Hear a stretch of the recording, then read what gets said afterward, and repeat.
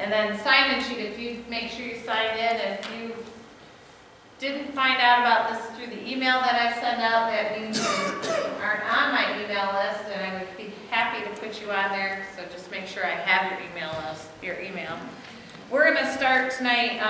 We're going to talk about the state proposal one that's coming up for vote in May, and then John Dowland's going to talk about our water and sewer infrastructure and our roads, and then talk about whatever construction projects are happening in the roads this year. And then we have a quick thing on lighter, quicker, cheaper placemaking that's happening I want to tell you about, and then we'll open up for questions and answers. So we will start with Polly Kemp. She's from the Michigan Department of Transportation, and I'll let you tell your story. Sure. So thank you everybody for coming tonight. I'm going to stand over here so that way I can see what I'm talking about and not have my back to anybody. I think it feels very appropriate to me that we should be in a church because I think there's a certain amount of prayer that needs to be associated with this proposal. And I should tell you going in that as a state employee, I am allowed to communicate the facts of the proposal to you and its impacts, but I'm not allowed to advocate for any position one way or another. So my goal here tonight is to share the information with you, and you folks make up your own minds. And I need to figure out how to get forward. There we go. Okay. So what Proposal 1 would do is to make sure that all the taxes that you pay at the gas pump go for transportation. And it fills a void that would be created by removing the sales tax from gasoline by increasing the sales tax. But then those monies are constitutionally guaranteed to go towards schools and local governments. Right off the bat, so the proposal, there is 11 bills that are tied up with this ballot proposal on May 5th. They would remove the sales tax from gasoline and diesel fuel and convert the gasoline and diesel taxes to a price-based tax. Right now it's a flat 19 cents per gallon for gas, 15 cents for diesel. The value-based item, because it's price-based, we take the sales tax off and increase the rate. So we'd go from paying 19 cents a gallon on gas, that should be a cents sign, I'm not sure how it got converted there. 19 cents a gallon plus the sales tax that you pay currently. Instead of that, you just pay 41 cents at the pump for gas. It would also impose a gas tax on compressed natural gas, which is a fuel that's not currently taxed, and a number of truck fleets are converting to that, so we thought this would be a good time to do that. Registration fees. Your registration fee on your existing vehicle will not change. What the proposal would do is to remove 3 10% reductions that occur. When you buy a brand new car, the first year you pay your fee, the second year it goes down by 10%, you probably never even noticed that. The third year, another 10%, and so on. So for new cars purchased after 2016, those reductions will not occur. But for your existing vehicle, no change. Unless you're driving a truck that's more than 26,000 pounds. There will be a 3-year phased-in increase in registration fees for trucks over 26,000 pounds and up to $1,000 a year for the heaviest trucks. So what this means for transportation agencies is that it would add $1 billion to the Michigan Transportation Fund, which is the fund that's distributed to all the road agencies. The gas tax would be able to increase with inflation, but never more than 5 cents a year. And actually, I was sort of crunching this math the other day, and it really would be more like 2 cents at most a year. And probably in the initial years, it won't increase at all. County road agencies, cities and villages would see their revenue, state revenue, increase by 20% in the first year, 40% or so in the second year, and 60% in the third year, by which time the proposal would be fully implemented. There'll be another $110 million a year in the Comprehensive Transportation Fund, which is used for passenger transit, bus, and passenger rail. There's a clause included in one of these bills that would provide for early repayment of some of the state trunk line fund debt in the first 2 years. That's sort of why the county and city and village portions ramp up over time, because those first 2 years, some of that money is going to pay down trunk line fund debt. There is no change to the Act 51 distribution formula. This is the formula that's set in law that says that of these MTF monies, 39% goes to the state trunk line, 39% goes to county road commissions, and 20.8% goes to cities and villages. So there's no change to that at all. What it means for other public agencies, the school aid fund, because of the sales tax increase, would see another $300 million a year. Local governments would see another $110 million a year through revenue sharing. There would be $170 million or so for the general fund.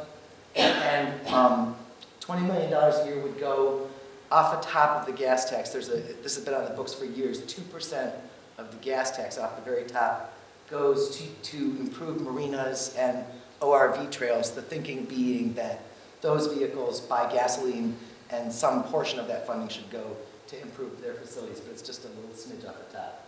And also in the law, it spells out that community colleges would be eligible for the school aid fund, but not four-year colleges and universities. Oh, wait. There. Trigger mechanism. So individual taxpayers, what impact would they feel? The sales tax would increase from 6 to 7% if the proposal passes. Fuel taxes would increase slightly, and that really depends how much impact you'll feel with the fuel tax increase. Really depends on what the price of gas is come October, because this wouldn't go into effect until October of 2015. The earned income tax credit is expanded as part of this package to sort of offset the impacts to the working poor that they might feel from the increase in sales tax or gas tax. And as I said before, the registration fee reductions that occur those first 3 years would be eliminated. Businesses, of course, will see their diesel fuel taxes increase, but the sales tax on diesel will be removed. So again, how much impact they will feel will depend on what the price of diesel fuel is come October when it goes into effect. Businesses using trucks that are under 26,000 pounds, they would not see an increase in their registration fees, but other truckers with larger trucks would feel that increase. And of course, the sales tax on retail purchases would rise, and there is no sales tax on food or prescription medications, but some other retail purchases would see that increase. For taxpayers, the legislature, I think, was very conscious of making sure that this money would be used in the best way possible. So they've expanded the pavement warranty program that MDOT has and required local agencies, where possible, for projects over $1 million to get warranties from the contractors up front. They're requiring county road agencies to do competitive bidding for any projects over $100,000. They have passed a bill that would allow townships who contribute more than 50% of the cost of a road project to require that the county road commission competitively bid that project. And they're requiring the 7 largest road agencies, which is MDOT and the 5 major counties in the city of Detroit, to do performance-based maintenance contracts. All of those things that I just talked about, all of them, are tied to the outcome of that ballot proposal. If the ballot proposal is approved, those things go into effect. If it's not approved, none of those things I just described will happen. If you have more questions or you'd like some more information, I want to recommend a couple of websites to you. Michigan.gov/road funding. There's just a wealth of information there, papers, brochures, infographics, tables. If you have questions about transportation, there's quite a bit of information there. And also the Michigan.gov/reality check. That's a series of videos that were done to sort of dispel some common myths about transportation in Michigan. And so if you're not a person who likes to delve into white papers and spreadsheets, you might try the reality check videos because they're real short and rather enjoyable to watch. Oh, I just did all that skill, okay. So, and I'll take some questions if you want to ask questions now. Do you want to handle it that way? Yep, okay. Perfect. Yes, sir. Did I see in the slide there was a cap on the increase that can occur? Yes. Over the years, or is it just to continually go up? It's a per year. The tax is designed. So it can continually go up Oops. on a per year basis to an unlimited amount of tax. It'll go up with inflation, but I will tell you that when they were putting this package together, the price of gas, I mean, you know, they discussed it. They've been discussing it for quite a while, but last summer they really sort of got into it a little more and started developing some of these proposals, and the price of gas last summer was like $3.50, $3.60 a gallon. Then, through the course of the fall, as they're continuing to discuss these proposals, the price of gas fell dramatically.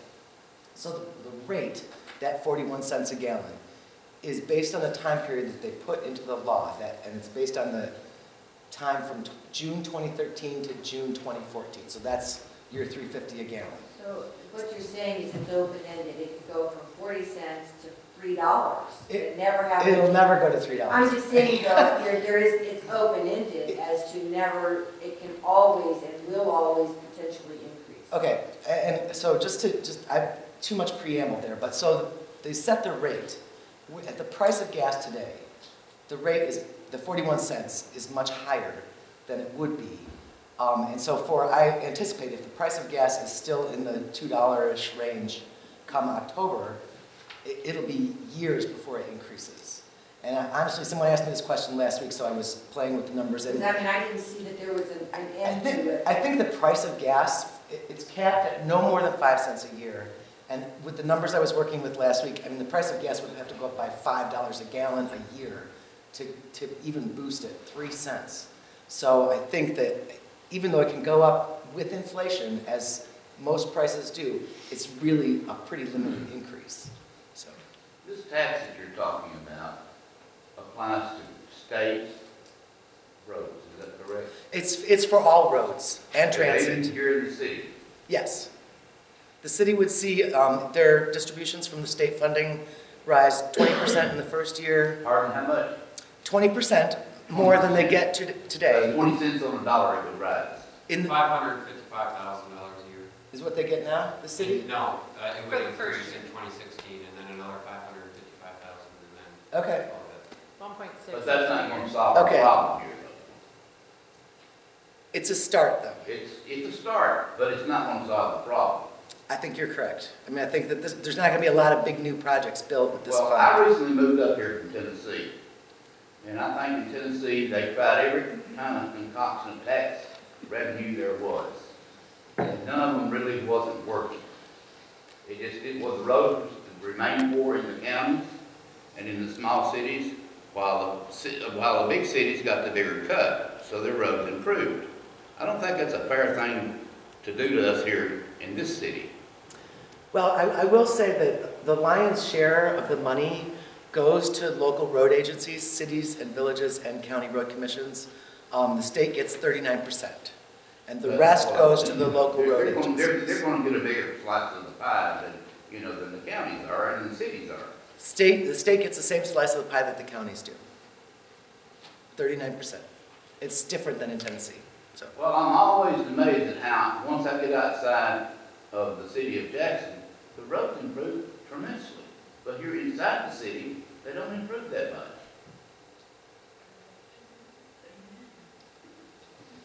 Yes, sir. Is there anything in writing that states that if the proposal were to pass, that the current existing funds in the transportation fund could be reallocated into different areas? It's in the Constitution, actually. The taxes that you pay at the pump, gas taxes and registration fees, are constitutionally dedicated to transportation. So no matter what happens, Correct. those funds are, well, Yes. Yes, sir. Just want to address that gentleman's point. The cost of building a road is substantially more inside the city. If you just think about the cost of building a road in townships and stuff like that, they'll pave a road and use trenches and ditches for their stormwater mitigation. In the city, we build roads with curbs and with infrastructure all over the roads with storm sewer systems and all that sort of stuff. So when we get money in the city, it doesn't stretch as far. So. Well, I've lived here 2.5 years now. I moved up here from Tennessee because I needed to go to the VA up here in Ann Arbor. And I bought a home over here in Jackson. Okay, in those 2 years, I have rusty water running through my pipes, which you cannot drink straight from the water. Okay, I don't see my roads improving whatsoever here in the city of Jackson. I do see them improving on the outside of the city, like along the interstates, the state highways. You know, even in the back part wooded area where people don't really get out to a lot. They got great roads. And I'm confused as to why the city is not getting a cut of the pie to take care of the roads here. Right, I mean, we're getting a cut of the pie, I'm just We're saying. getting, we should have already been there. Well, I Not think, getting to it, we should have already been there. I'm not saying that that what we're getting is adequate. No, it's not. But I'm saying that there's a formula for Act 51 that disperses all of the money to municipalities, cities, townships, and stuff, and county road agencies. Right. In Tennessee, they had the same problem. So they come up with a problem, I said, well, okay, you counties, you cities, you come up with a better solution. The better solution was to impose a vehicle inspection sticker, which was like $15 to $20 on every vehicle that rolled through the city, perhaps a little bit more. And the roads started to improve immensely. The state roads, they was improving, but the ones in the small counties, they wasn't improving all that much. I just think that's something that should be mulled over. And instead of saying, okay, we're going to give $25 million or $1.2 billion to the state, you know, I want to know what's going to happen here, because this is where I live at. Every day, I've got 3 vehicles that run through potholes that don't seem like they ever get passed. I can't drink good water, and I don't know why. I just want to speak to the question, to the item that you mentioned, that you said, we should have been here by now. I can't agree with you more on that. I absolutely agree. I've been working on this for 7 years. Various studies that have been done, trying to get the legislature to do a revenue package to provide more investment for transportation. And in those 7 years, the roads don't fix themselves. You know, the whole system has been deteriorating. You had a question over there. Yeah, so I have lots of questions, but understanding that you're a state employee and talking about this, I'll try to keep it narrow to this proposal. So my first question that I think is most relevant to you, the funding and the breakdown that you gave of state, county, and then city, village, that sort of thing, are those guaranteed funds to those local entities? Yes. Or do they have to have matching dollars? And that's an excellent question. Someone raised that point at a meeting last week, and I understand that in Act 51, for new construction, some local agencies, certain classes of local agencies, I think maybe it's counties, are required to match dollar for dollar. But that's for new construction, for a new road, basically. If you're rehabilitating an existing road, there's no required match that I'm aware of. That's not exactly true. Okay. You have better information than that? This is John Dowling, our city engineer. Under the Act 51 formulas, the money that comes for the major streets in the city of Jackson, we can use for reconstruction. And there is not a match that's required. Under the local streets, the money that comes from Act 51 states right in the law that that is to be used for maintenance. If it is going to be used for the reconstruction of roads or brand new roads, it has to be matched dollar for dollar. And That's why none of our roads get done. John, can you give an example of major streets versus local streets? The major street system, well, Ganson is one of the major streets, same as North Street. West Avenue is a state highway, but then Wisner is a major street. Local streets in this area would be, well, like Commonwealth, Sparks, St. Clair, Center Street. I was going to name a street right over there. My niece lives on it. I drew a blank. Franklin, Carlton, Franklin, yeah. Those are major streets. roads. Washington. Washington would be a major street. Carrollton is actually a local street. So I guess that this gets to my greater point. My biggest concern is I'm actually not opposed to the proposal, but my biggest opposition is to how the funding is allocated once we give the money, which I know this proposal isn't going to fix, but I'm not comfortable voting for this, knowing it's not really going to solve the problem, because the city council, and as you hear from these explanations, then they're just going to assess me more money to fix my road, and I'm already going to be paying more money and more sales tax. So it's going to fix I-94, it's going to fix Ganson, which just got a new bridge, it's going to fix West Ave, but it's going to do nothing for probably any of the roads I heard these people name that they live on without special assessments raising their taxes on already increased taxes. But you can reconstruct the major roads without matching funds. Well, Yes. but our major roads are not the problem.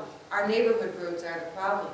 And the thing is that the city, I mean, I think the people would be a little bit happier if there was, like, even a projected, we're doing this road and this road and this road and this road, and in whichever order. So somebody had an idea of when exactly their road might be done. It may be 15 years from now, but at least they know eventually we're going to get to that particular road. The thing is that without the matching funds, it's exactly what he's saying. That we're paying for the extra sales tax, and then we're also being assessed. And still, the roads aren't being done. Well, then that's where you need to get a hold of our representatives and senators. Well, and have them they don't write laws care. to do. Well, they're the ones that are supposed to care because they're the ones Well, that I couldn't know get they're anything fixed supposed in the to. first place. They're not supposed to, but they don't care. But Right. with that said, even if this proposal fails and we come and do your street, we come and do Franklin or we come and do Higbee, you're gonna be assessed, whether this is in place or not. The thought behind, at least in my mind, and maybe I'm wrong, so one of you two could correct me, is maybe your assessment will be a little less because we'd be getting 1.6 million from the state. And also, there'll be more local revenue sharing money too, so that could help offset the cost also. My statement to you, since you're concerned about Jackson, is that, we let the state do what they want to do, but we need to do something for Jackson. Right. We need to do something today. Probably 2 years ago, we needed to do something. Well, probably longer than 2 years ago, but Well, yes. probably so. I've only been here 2 years, so I Okay. can't go beyond that 2 years. Right. But I do know that I live on Bacchus Street. Mhm. Okay. Last year, they come out and they put a narrow strip of pavement down the middle of the road. Okay, it's a 2-lane highway. You got a whole narrow strip, we didn't get a narrow strip, wait a minute. Well, that's what I'm saying. I'm just saying, that ain't fair. No, it's not fair. But the thing about it is, Their street was worse. Their street was like a that's lot. like one side of your vehicle can travel on good pavement while the other side is in a bunch of holes. Right, right. It costs a lot of money to get your tires rebalanced and realigned, every month. Right. There, no doubt, but it's not as simple as it looks. As John will go into when we start talking about our infrastructure problem, because it doesn't make any sense to redo our roads and then tear them up and then have to deal with our water and sewer problem. So it's something that we have to look at as a whole, and there is nothing cheap about what we have in front of us, whether it's our roads or water and sewer. But we'll save that for the next conversation after this one. One final, Okay? are all the taxes paid at the pump now going to roads? No. The Where are sales they tax, going? the sales tax goes to schools and local governments. And that is something that I should make the point, that some folks have been unhappy with the legislature because they kicked it off to a vote of the people. But they were very conscious of raising the gas tax without taking the sales tax away, because then we'd have the highest taxes at the pump in the country. So they chose to raise the gas tax, but take the sales tax away. Then the price is not so high. But then that created a big hole for schools and local governments, which they chose to fill by raising the sales tax 1%. And that constitutionally requires a vote of the people. So where's our 7% in the country? Even in the Midwest, most of our neighbor states are higher than that. They're 7% or higher, so.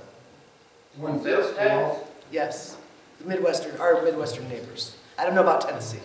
Well, they're a lot lower. Okay, I figured they were. Yes, ma'am, you have a question? My question, I live on Smart Street, and my question is probably addressed to our city engineer. And I would like to know how you can pave a dirt road when 50% of, or less than 50% of the property owners will sign a petition for paving the street. Do you have an answer for that, or can you change the ordinance? It's been going on for 80-some years. Right. I think it's time for change. That actually goes back to, the question is it Morris Street? Morris Street. Morris Street is a dirt road, but really nobody fronts it. They have some of their There's garages. 2 houses on it. Are there a couple houses? 2. Okay. But it's been a dirt road for a long, long time. And basically, city council to order in a construction of a roadway is looking for a petition that has a minimum of 50% of the property owners signing the petition. So, and that's the way it is in the ordinance, how it's written. And So you just need one of those property owners to sign it? I need a couple of them. I actually think the roads would be better in the city if you just took all the blacktop off. Yeah. I That's mean, gravel. put them back to gravel, because at least then you could run a grader over them and fill things up Right. and whatever. Because from the way I understand it, the way the potholes get filled is if somebody calls and complains, they'll come out and fill that pothole, not the one next to it, or the one behind it, 2 feet, or the one in front of it, 4 feet. No, just that pothole. Now that pothole, now that's a real waste of money. Because if you're standing there and you can see 6 other ones around you, why aren't you filling them all? You know, let's get real. Yep. So that means you guys, when the next person calls, it's like that's a whole crew out there again. Do we, any more questions about the proposal? Yeah, I see a nod back there. I just want to thank you for coming for this. My question was sparked because, is the citizen patriot here? No. Applied Media Group had a live town hall with Governor Snyder, and the one portion I caught, he specifically talked about how really local cities for local roads weren't going to see much of an improvement, so that's why I brought up that. Well, I mean, the law provides a certain share to them, and how they choose to invest it, I guess, remains to be seen. We don't Thank you. control that, so. Was your question about the proposal? Yeah, when bids are put out for reconstructing a road or a street or something, is there a warranty that goes with those? And if there is, how come those warranties aren't addressed? I mean, why don't they come back? You do a road, 2 years later, you're getting holes in it, it's cracking, and they don't do anything with it. So there should be some kind of warranty or enforcement on these warranties. And so, for the state trunk lines, not every project is suitable. I'm talking about side streets, I don't care about the trunk lines. Okay, Those so get taken care of. in the proposed legislative pieces that passed, or the bills that passed, there is a requirement, if the proposal passes, that local agencies will be required to seek pavement warranties for projects of a certain size. So that would. And John, can you address that on a local level? This question? Pretty much, I guess I'm not familiar with any streets that we've built yet. Francis, right at the intersection of Washington and Francis. That was done, what, 3 years ago, and they already redid it last year? Right there in front of the Commonwealth. Okay. Check out Lincoln Street, just down the road a half a mile. Brown Street. We have in front of every resident, from my side of the street to my neighbor's straight across, cracks. Every resident on Lincoln Street has that. Plus, in front of my neighbors here, there's a patch that is just crumbling, that's about the size of a car right in the middle of the street. They came and patched it last year, but it's crumbling again. What's the matter with that? The surface is crumbling, it's coming off in like breadcrumbs. The patch that they put down, Well, it's a brand new street, it's about 5 years old. Lincoln? Yes. Well, 6 years, what is it? 7, it should be less than longer than that. Call engineering. Yeah. You know, it's like, it should be following up with all these contractors that we're hiring. If they're doing a shitty job that's not lasting, then don't hire them back. Yeah, why They do low make bid? wise use of our money. Why is it always the low bid that gets the job? Because to me, it seems like a low bid, you're gonna get what you pay for. Well, it's not always the low bid, it It is. sure seems like it. Well, as a general rule, and John, correct me if I'm wrong, there have been times where we didn't take the low bid because of past quality issues and things like that. Not often, but there have been times that I've seen it while I've been on council. About the proposal? Yeah. Okay. Last week, the Citizen Patriot reported that the city of Jackson's portion of the $1.2 billion projected revenue would be about $1.67 million. I mean, when you break that down, that's a drop in the bucket. That's right around 0.1%. And as was stated earlier, city roads are more expensive to rehabilitate. Therefore, that chunk of $1.67 million could be chewed up in a matter of blocks. Right. And it just seems the city of Jackson is definitely on the short end of the stick when you're talking about the revenue sharing from this proposal. And so when you think about it, and are we getting the bang for our buck, so to speak, by having an increase in tax, and, you know, what's to become of it? I do want to just make note that the Act 51 formula for distributing money to the counties and cities, 20.8% goes to cities and villages. There are there's like 535 cities and villages that this money is divided among. Some of them very small. The formula is quite complicated, but there is a portion that's allocated based on urban areas and a portion allocated based on rural areas, and I have heard some rumblings that whether or not this passes, somebody may be looking at the formula later this summer. We'll wait and see if that happens. But any other questions about the proposal?